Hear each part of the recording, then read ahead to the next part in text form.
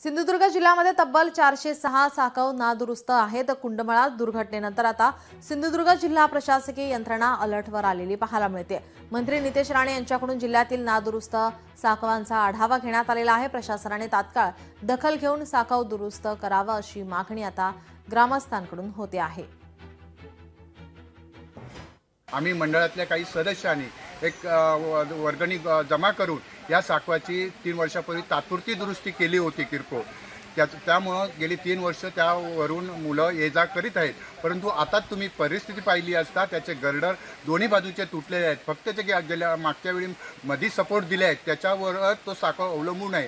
त्यामुळे मोठा पूर आल्यानंतर केव्हाही या साकवाला धोका निर्माण होण्याची शक्यता आहे आणि तसेच मुलांचीही अघटित घटना घडू नये यासाठी शासनानं ताबडतोब दुरुस्ती करावी अशी आमची मागणी आहे।